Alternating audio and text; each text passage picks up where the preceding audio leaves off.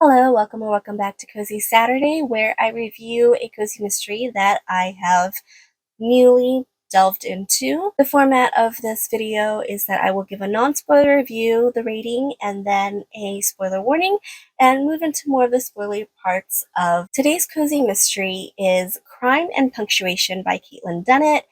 It is a story about a 68-year-old retiree who has purchased her old childhood home. It needs renovations, and she finds herself short on funds, so she starts a business as an editor for writers. And one of the first manuscripts, one of the first jobs that she gets, the author ends up dead. And she thinks that the manuscript is what holds the answers. I want to talk about the positives first. I like that the character is savvy, like she goes straight for her strengths when she decides she wants to be an editor. Also, the setting is her old hometown, which she left after she graduated high school. So she's taking over her childhood home.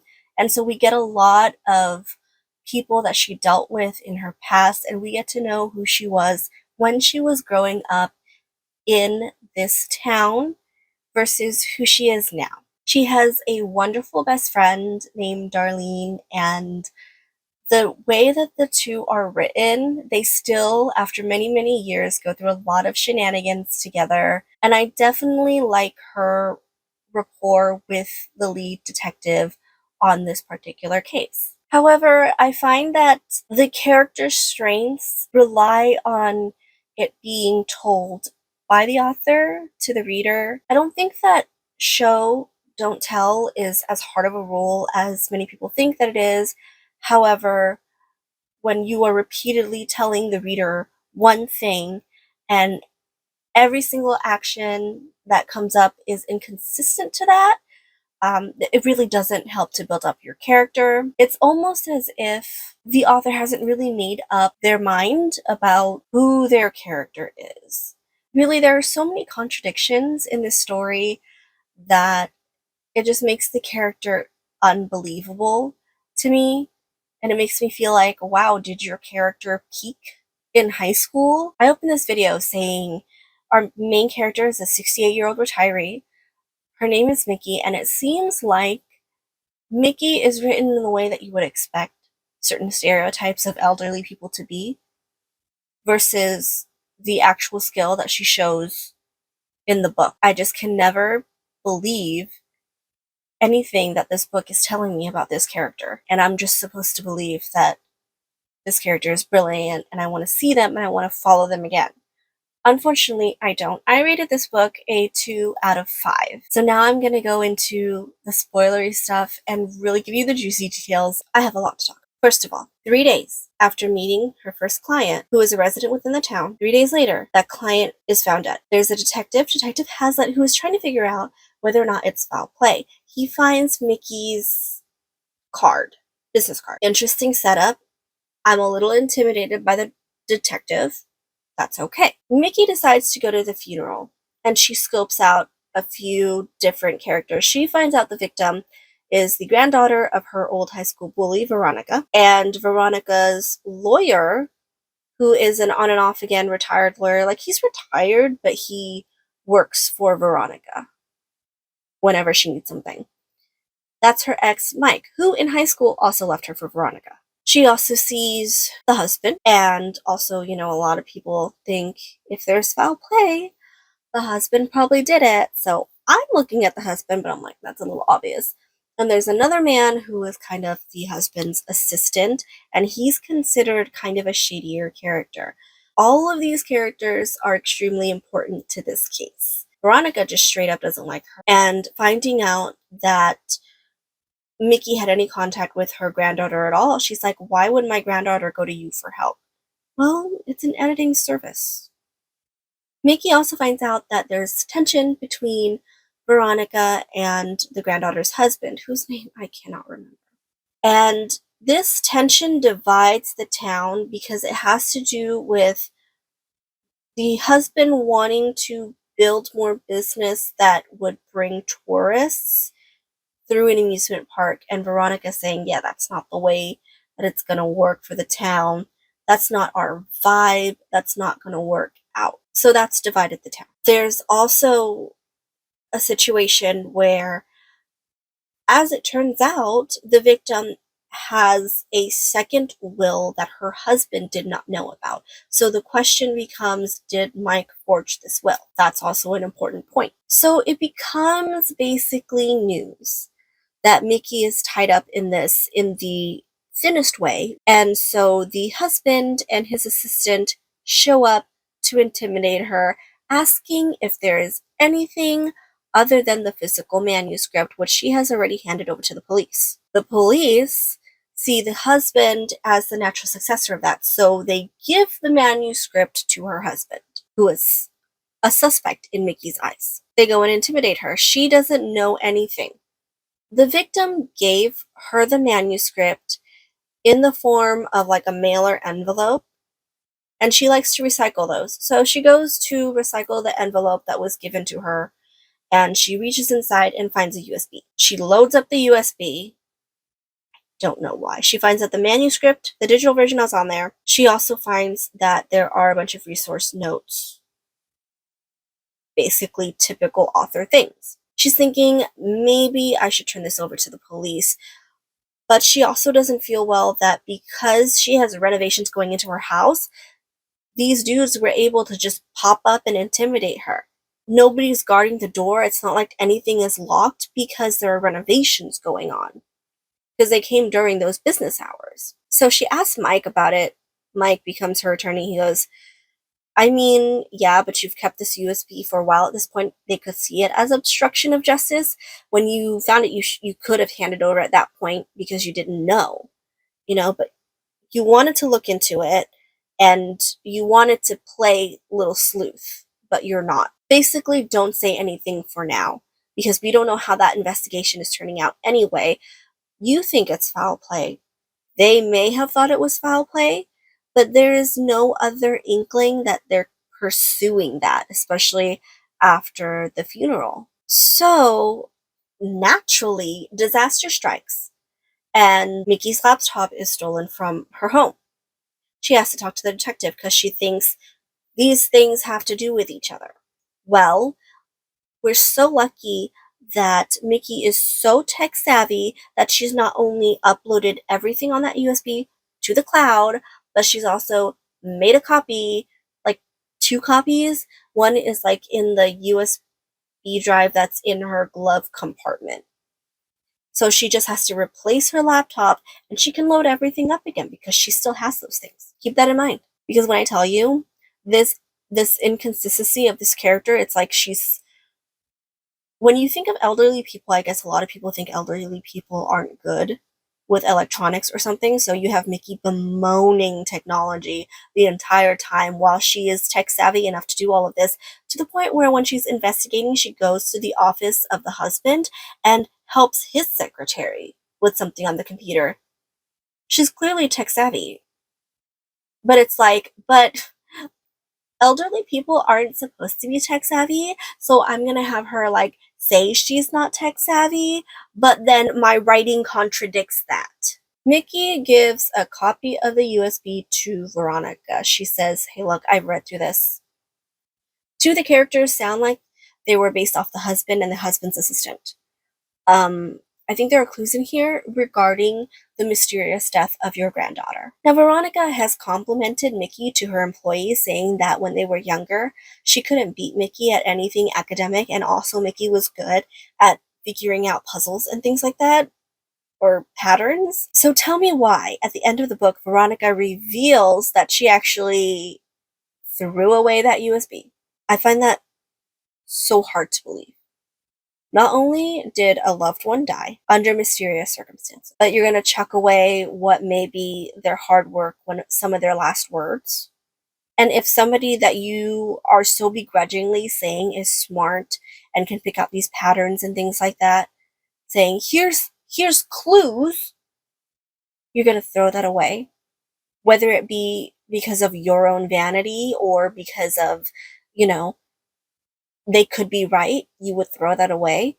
It's like the author had to make Veronica extra dumb to make Mickey smart, because Mickey herself was dumb. The pattern in the synopsis turned out to be basically an Oxford comma. Mickey disregards it.